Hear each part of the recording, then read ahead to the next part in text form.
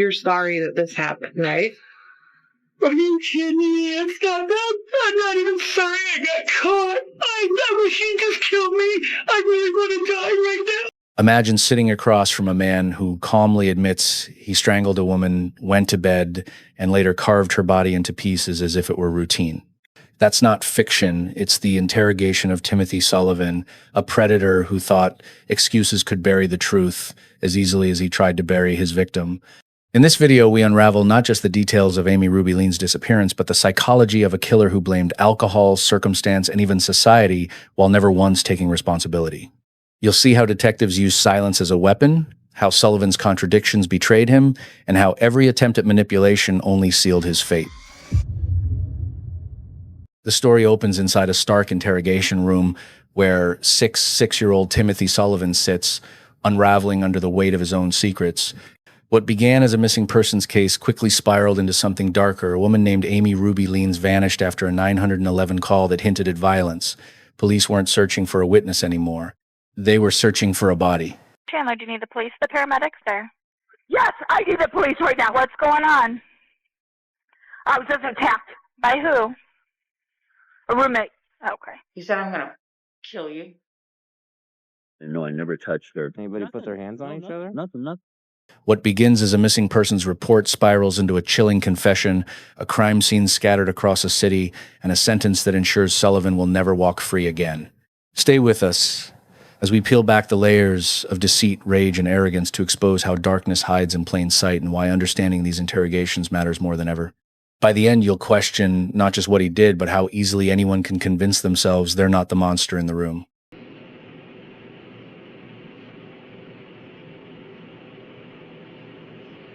I was living with Catherine, but he was living on Kelly D, whatever the fuck, with all these people.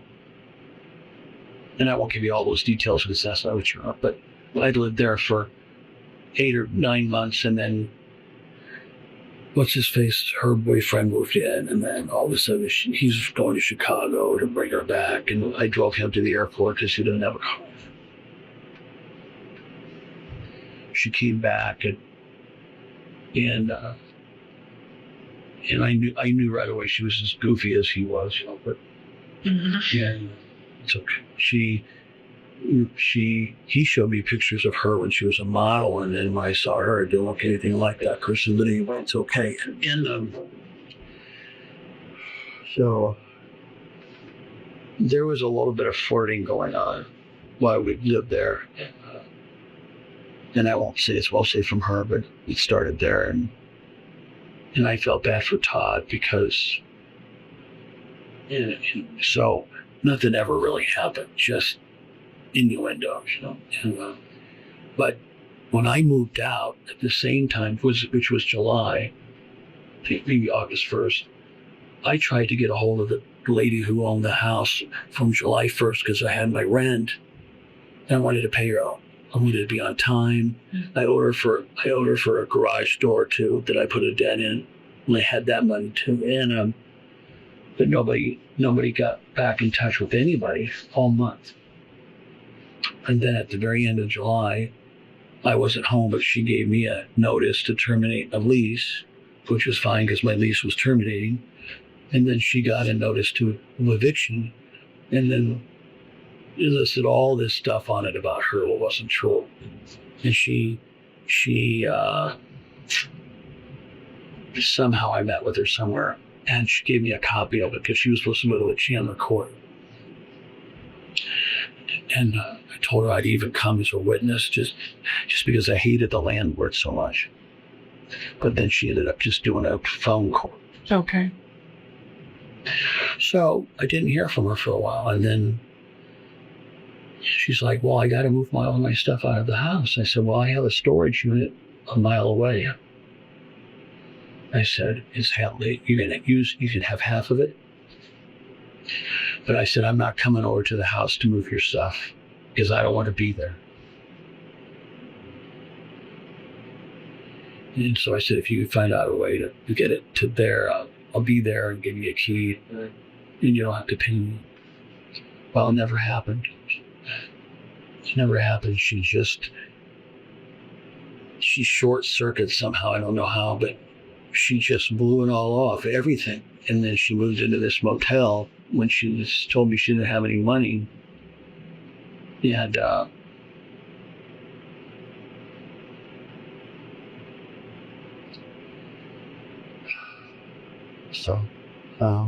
Ruby had arrived in Arizona hoping for a fresh start, but instead she stepped into the orbit of a man with a violent past. Sullivan was already on probation for domestic abuse. The neighborhood where they lived was quiet, sun-scorched, the kind of place where shadows linger longer than people realize. And inside those walls, Amy's fate was sealed long before police knocked on the door. So she was in this motel, and she'd been there about 3.5 weeks. And she said, well, she called me a few times, said, why don't you come see me? Come see me. Come. And I said, well, next time we're on this side of town, I'll come see you, because I was living out. I first moved in with Catherine, and Ruby was there at the house. In fact, she helped hold doors and helped us move stuff out. Mm-hmm. And then within 2 weeks, Catherine and I were arguing. She can drink all day. She can drink lemon Coke from 2 a.m. till 2 p.m, or 2 a.m, and do meth and smoke 2 cartons of cigarettes, but I'm not supposed to drink. So it's real tough. Okay. It's just tough. Yes. It's tough. And but she's been doing it for years, you know. So she doesn't get in trouble like I do. And my family is not very proud of me, and this is not going to help. I'll never see him again. So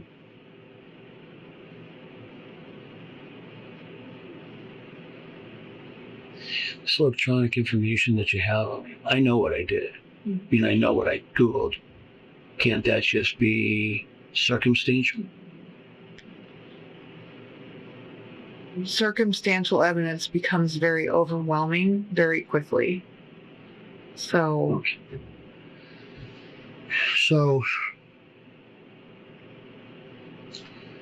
whatever. And so the night she asked me to come over to her motel, she gave me directions. I didn't understand it. I went to Motel 6 anyway. It's a big cluster.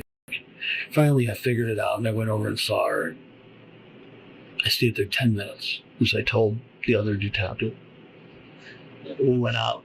She to a courtyard, and she smoked and whatever. And she goes, "Oh, I already found someone to help me move, so you don't have to worry about it." It was kind of good. It's good. It saves me. And she goes, "I'll be moving into my place pretty soon, and if you want to be roommates, let me know." I said, maybe it'll work. Maybe it would. I said, I like living in Chandler. I love Chandler.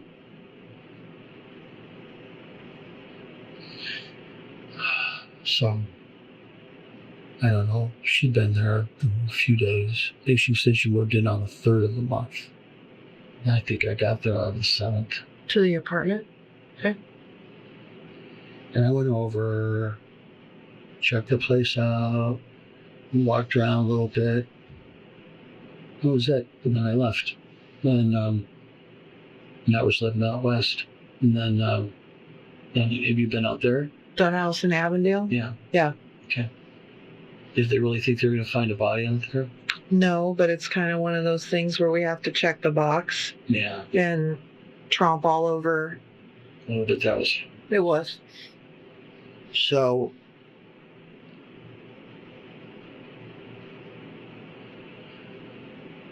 Anyway, some other night. Then another night I went out there and went over there.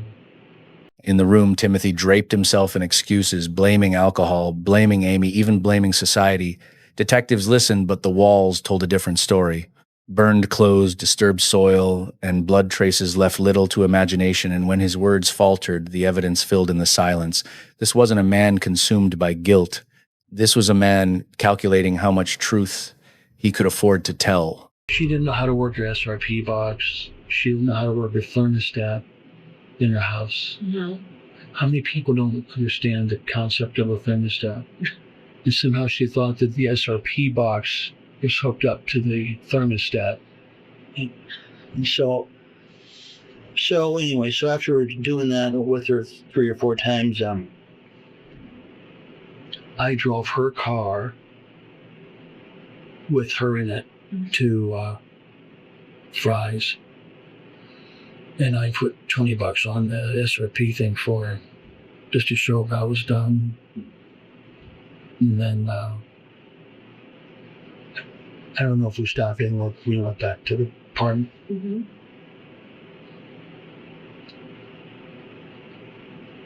I don't think I ever stayed there. Well, maybe we did sleep there together, but I think we did sleep there, but there was no physical contact. We just went to bed. And I can't remember. And anyway, there was another night that I stopped by there. It was just within a couple of days. And I guess when you confess, there's no backing out. Not usually.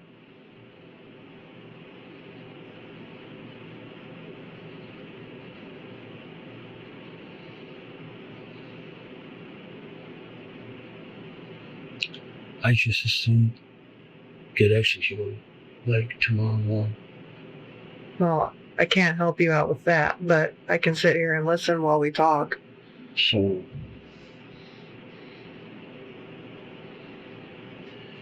So that night we go to Home Depot. Okay. I don't want to go to Home Depot. You asked me about her drinking. I know about her drinking. Mm-hmm. This one was something.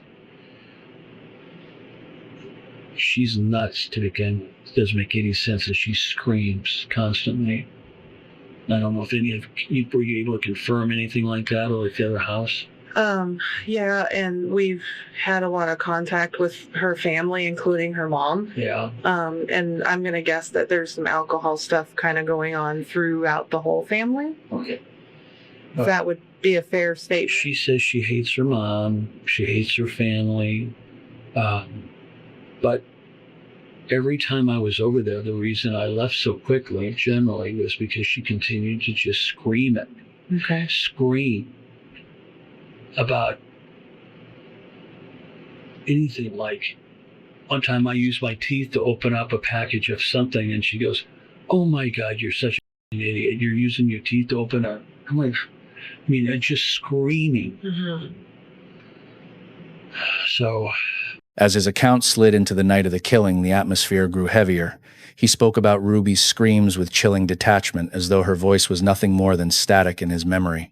It wasn't rage that haunted this story, it was indifference. And in that indifference lies the darkest truth of all. this particular night, she was screaming at me, and I just got there. I just walked in, and she was complaining about not having a job, but she was going to have to move to California. It's just screaming. I said, "Ruby, can you not scream? Don't quit screaming at me. Quit screaming." And then when I went and got her club soda or whatever I bought for her, I put it in the fridge, and I noticed that her bottle of alcohol went from being full to being like half or something close to that. While you were gone? Okay. And I noticed, like, when I got there, I looked in the fridge and there was nothing other than this bottle of vodka and a couple little things. And she doesn't drink soda. She doesn't.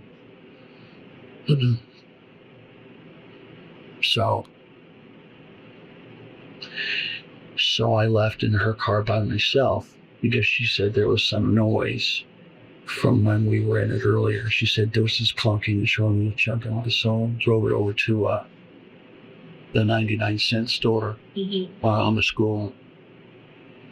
That was good. So I went in and got a couple of things, and they didn't sell Fresca or whatever, the diet, something that she liked. So I thought, I forgot. And they didn't have peanut butter. So I texted her and said,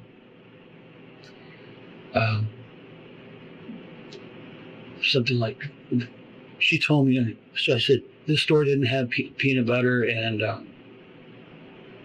so I go to Fry's, which I knew I was going to go get peanut butter, and I was going to pick her up her bottle of whatever it was. Soda. or like Canada Dry. So I go over there, get that, and I go home to her place. And that's when I start with the stuff away. I noticed that that bottle had gone down like that far. Significant amount. But we'd gone to Home Depot together first. And I said to her, listen, why don't you, she was screaming before we decided to go, because I didn't want to go. And she goes, oh, she's screaming. And I said, why don't we go somewhere and have a drink? Would you like that? And she thinks about it. She goes, no. And I didn't know she was alcoholic. I didn't know why she would act. I just thought it was just part of her dysfunctional personality.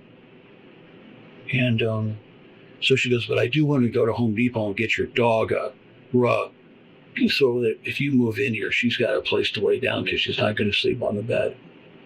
So once I started to kind of think that we might be roommates, then she started to change all the rules about your dog can't do this and you can't do that and your dog can't do this. I'm like, hey.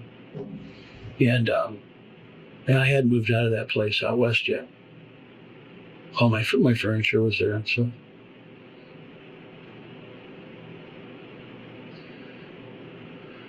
So I had been, so she didn't want to go to drink. So we went to Home Depot.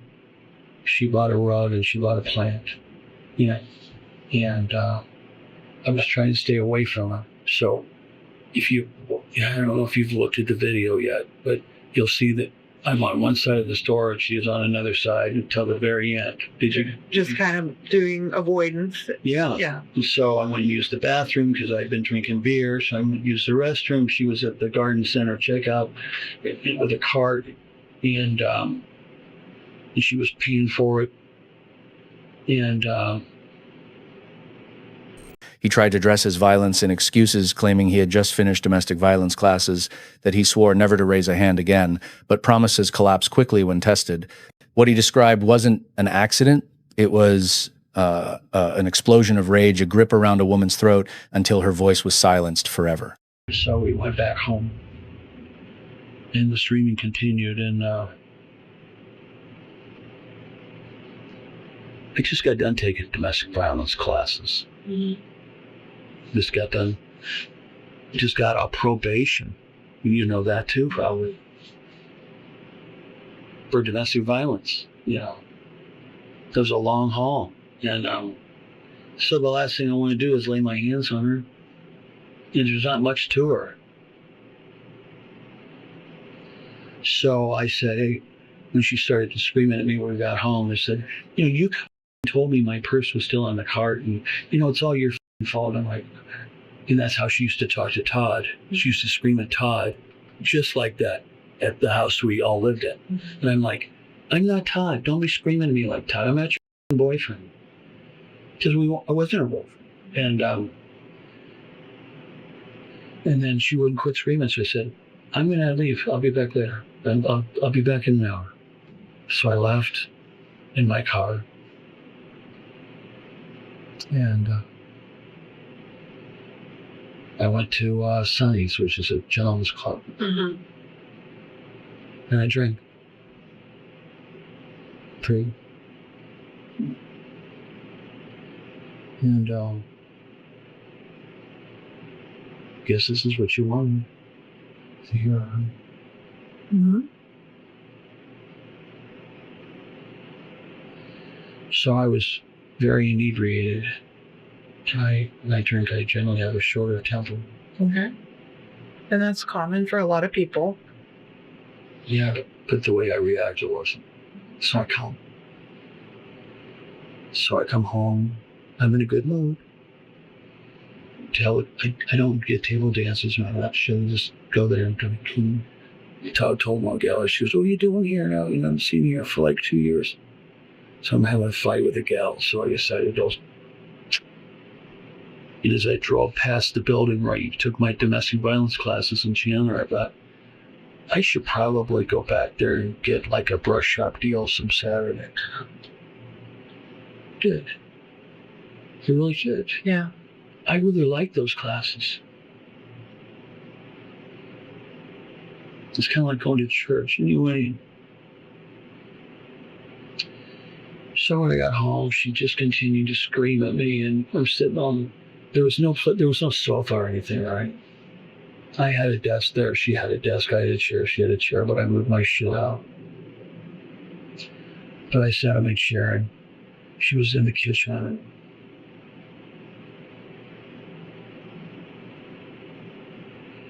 And she just starts screaming at me again. And she had her phone on record. And she goes, there's nothing you can do to me. You know, it's all recorded, so f*** you, and I can treat you any way I want. And I just looked at her and said, Ruby, what the hell is going on? Why can't you quit? Why can't you just shut the f*** up?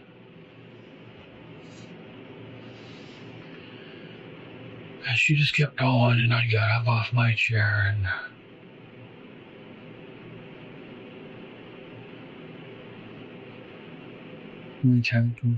He tried to dress his violence in excuses, claiming he had just finished domestic violence classes, that he swore never to raise a hand again, but promises collapse quickly when tested.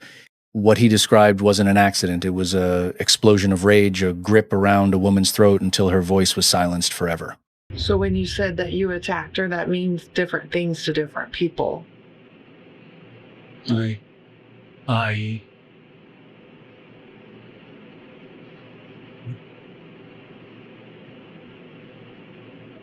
didn't hit her. I just grabbed her by her throat.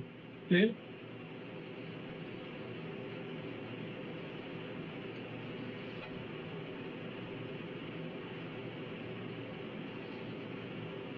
And what happened after that?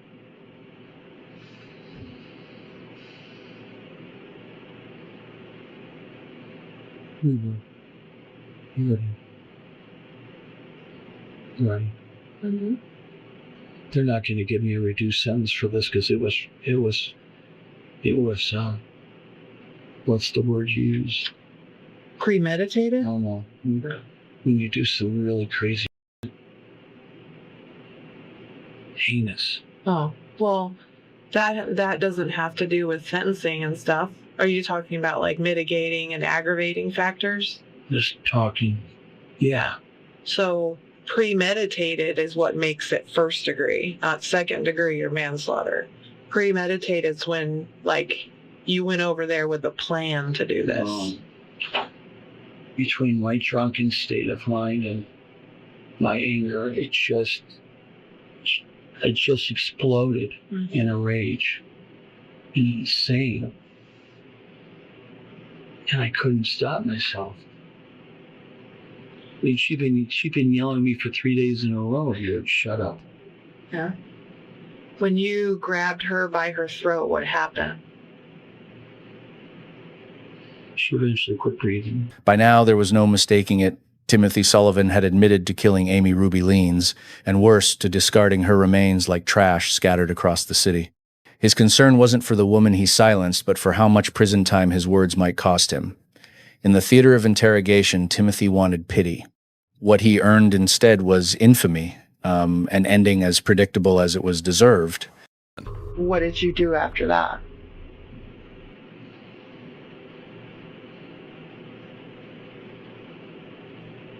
I feel like I should be telling you this. You know that, and obviously I asked you if you had seen the news yesterday about you being on the news, but I don't know if you ever watched it at all. I don't watch TV. So we recovered part of her. Which part? The part that you left by one of the bars that you go to. No. How'd you find that? Somebody found her. Okay. Then you already know. Do you want to know what I did after I killed her? I do, and I would like to know where the rest of her is. We'll find it. Do you want to see me do the rest of my life in prison? No, I want to recover the rest of her. It won't happen. It can't happen. Why is that? It just won't happen. I'll tell you.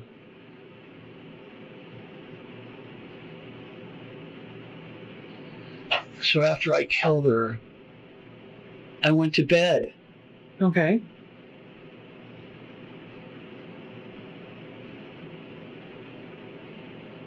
Nobody in their right mind. You'd be surprised. I went to bed.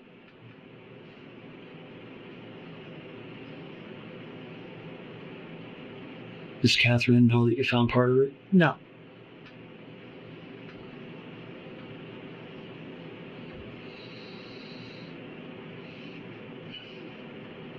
I don't know. I wish I knew how much I shouldn't tell you, because I don't want an attorney to say, if you wouldn't have said anything, we could have gotten you off with this or that, but It doesn't change the circumstances of the crime. I understand that. What happened is what happened. Well, I'm just telling you, like you said, I've never done anything like this before. You've never done anything like this before. And I'm not telling you anything new from everything, and everybody that we've talked to that knows you mentions alcohol.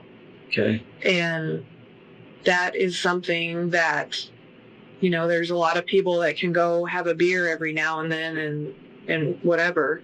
If you're basically a functioning alcoholic, that changes how you function in your life and things that happen. But you don't have a history of doing anything like this before. No. So this isn't like I'm sitting down talking to someone that is a serial assault person or a serial armed robber. Like, this is what they do. Like, you've never killed anybody before this, have you? Right? This is something. I've hurt that one gal that I went to prison for. And you talked about that. You just talked about that you did domestic violence classes and you finished your probation, and that you're probably one of the first people that I've ever talked to that legitimately took something out of those domestic violence classes. I loved them. And there's a lot of people that go and basically check the box and don't listen to while they're there and then leave. First thing you're supposed to do if there's a problem is leave. Huh? So that's why I told her, no, leave. And to be not passive aggressive, I said, I'll be back within 2 hours.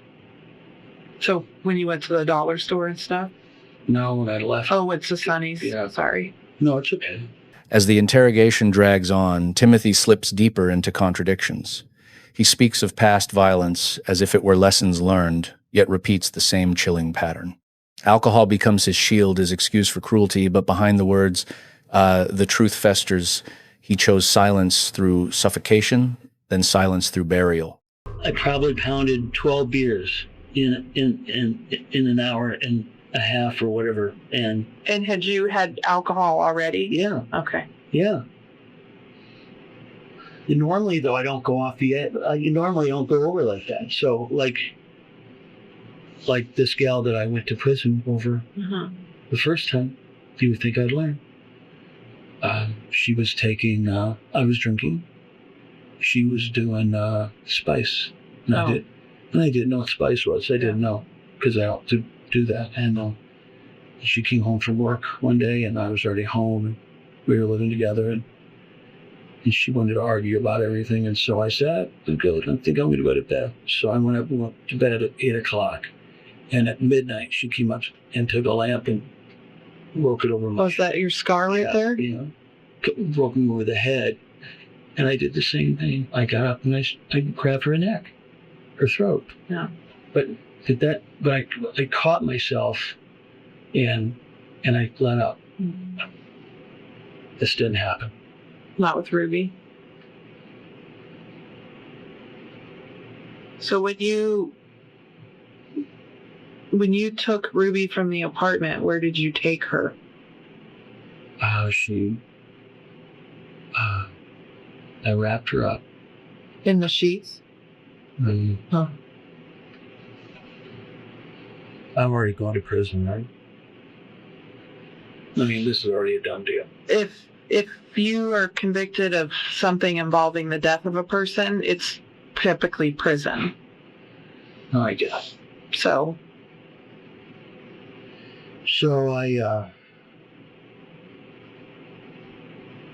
you guys didn't GPS my truck? which time? You did my first time when you came to the bar, right? The first time? Is my truck GPS right now? Mm-hmm. Okay, that's why I didn't touch it. Yeah. That's why it's sitting over by Burger King. I know, and I knew you weren't touching it, and it would have been towed by now. Yeah. But you told them this. You told them not to tow it. Mm-hmm. You're probably having it on the satellite or some shit. So anyway, it's too bad I think things through a little bit after the fact, but I wasn't thinking of this not at all, and so everything else was just continued insanity. I was an altar boy. I thought I was going to be a Catholic priest. Well, I had lost it. I might give you my defense, but I'm just telling you, I couldn't believe it. I was so physically and mentally worn out that night that I went to bed and passed out, and my dog was there. Mm-hmm. And Ruby stayed in the apartment past. Would you want me to get to the bathroom? Yeah. That's His rambling shifts toward bizarre details, dogs, memories, and the priest he never became. These fragments don't humanize him. They expose a man desperate to rewrite himself as something other than a killer. Yet each diversion only sharpens the outline of guilt. Beneath the small talk is the shadow of dismemberment, a crime too grotesque to excuse. Catherine didn't say anything about whether she'd keep my dog. When I was there the last time at her house, it sounded like she said she was going to. To keep it? Yeah. Good. But I can absolutely 1,000% find out for you if you would like me to. Guess it doesn't matter because it'll be gone. But I'd be comforted to know that Then you would know that she loves Pretty Girl and Pretty Girl loves her. it seemed like when I was there that was the circumstances. Yeah. Pretty Girl used to get behind me when I'd sleep and tuck in against my back, and then she'd wake up a couple times a night, put her snout over my neck. So you already know the worst of it. We already know the.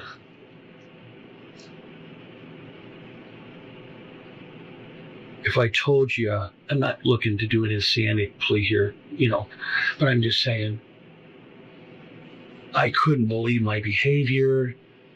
I couldn't think straight. I was certainly afraid. And here's Ruby, who I liked her. I just couldn't get her to shut up. Yeah. And I know you think, God, I'm glad I'm going home to my husband who's normal. You never met my husband. Oh, well, you do know what I'm saying. You could sure use a beer. Anyway.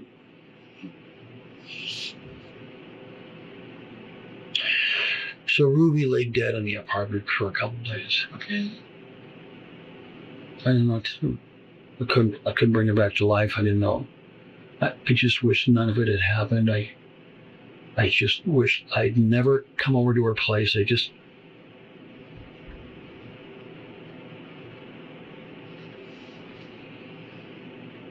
So I went, did you ever check the back of my truck for DNA? Well, you don't even need it now, but did you? The truck that's at Burger King. I would imagine that that's in process right now. Okay, good. Well, I that's my lawn and pool truck, where it was, and I took out a blue tarp, brought it in the apartment, rolled her up in it, and put her in the truck. The one that had the paw prints on it? Oh, I spray painted it all black. Nothing makes sense. When I got my hair cut, nothing makes sense.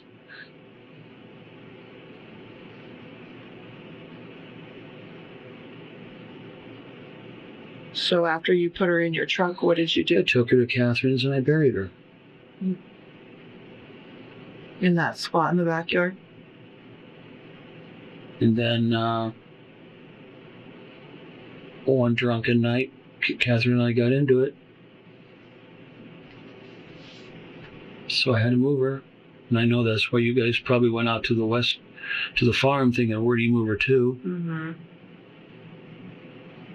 But I couldn't move all of her. It was too heavy. And so you saw the end result. Mm-hmm. So when, and I know you've said this, but I have to ask you this because it's one of the things. No. You said that we're not going to find the rest of her. Why? Like, Because she was. I understand.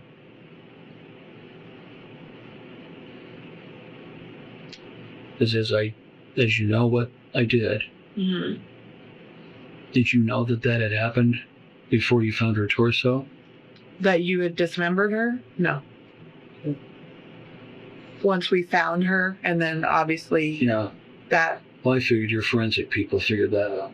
Well, it became much more significant for us to find you because we want to try to find all of her. No, it's not going to happen. With nowhere left to run, Timothy admits what detectives already knew. Ruby's body was mutilated, scattered in trash bags across the city. There's no redemption in his voice, no grief, only calculation. And in those final moments, his performance collapses under the weight of evidence and the inevitability of justice. So I wrapped each of those limbs up in a leaf bag. Uh-huh. Did you find DNA in my Pathfinder? Uh-huh. You did? Well, like you said, DNA. Are you asking if we found like blood and stuff? Yeah, her blood. Anything that would track me to her. I believe so. But there's been a lot of search warrants done on cars. Oh, So, okay. did you use her car to move her at all? Okay. There's a little bit of blood in the back seat, but it could just be residual. It's not much. yes. So, No, I never. So I put her in the back of my truck. I took her to Catherine's and buried her. Then before I moved her, I dismembered her and put all her limbs in plastic bags and deposited those in different trash facilities around town. okay. Do you like dumpsters around town? Do you remember where? Yeah, this is a long time ago. I know, but there's a possibility that we could still maybe recover that if you know where. But you drive around a lot, so if you remember where, or you think it could point out to us. Let me think about that. Okay, because that is an option that we could still recover her. She's been a dump forever. Yeah. Well, did you leave her at the bird place because you just knew about it because it was close to that bar, or Yeah, that's how I found it. had you been there before? So, because I talked about like electronic information and stuff and like your phones and things like that, do you have, or did you have her cell phone for a while after you had killed her? Yes. Okay, because there's a lot of times where her phone turns off, but when it turns back on, it's with your phone. You know what I mean? Oh. Yes, ma'am, I did. Okay. Because did you ever send any messages? Yes. Okay.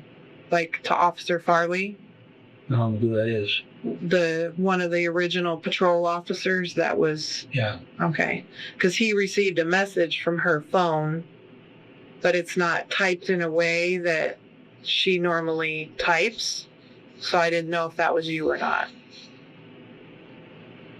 Because we're trying to obviously... Get a date. Yeah. Do you remember the day? Telling you, I was just on crazy.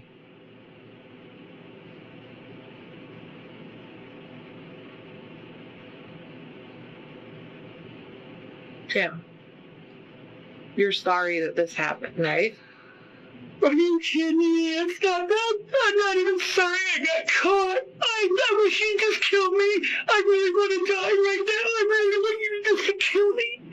I just can't. I can't believe I hurt her. I can't believe I hurt her. God damn it. I tried to do everything to stay away from her. Okay, listen to me, okay? Take a deep breath.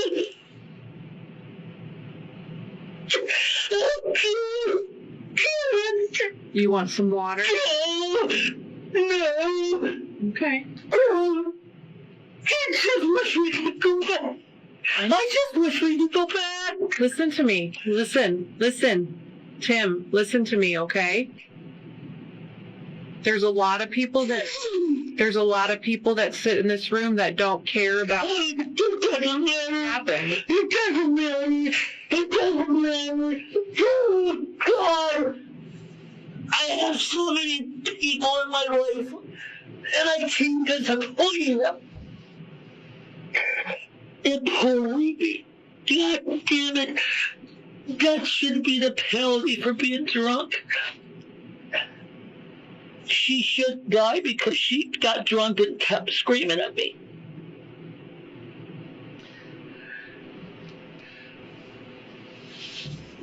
Dude, I knew this was going to happen. I just didn't know how. Okay. Well, I really want you to kill me, please. I'm not gonna kill you. There's a lot If I would have run from those cops today, maybe they would have shot me down. No, they would have thumped it out of you and taken you into custody. They wouldn't have shot and killed you. All their guns were pulled. Well, yeah, but they don't know you, and they're trying to handle it as safe as they can. I wish I would have run. So there's a lot of things that I will do for you, but that's not one of them. What's that? I'm not going to kill you. I know. I just wish I were dead, you know. Well, I'm going to go to hell, and I'm sure Ruby will go to heaven. Creativity, like justice, is a long game. It demands patience, precision, and the courage to confront uncomfortable truths. Timothy Sullivan thought he could mask his violence with excuses and half-truths, but the system stripped him bare. 31 years in prison isn't redemption. It's the bill finally coming due. His fatal flaw wasn't just rage or alcohol. It was arrogance, the belief that his story could outwit reality. That's the comedy of darkness here. A man who silenced Ruby forever, yet couldn't stop talking himself into a cage. The lesson? Evil rarely announces itself. It rationalizes, minimizes, and whispers until it's too late. If you want more insights into cases like this, subscribe to the channel, drop your thoughts in the comments, and share this video with those who explore the shadows of human behavior.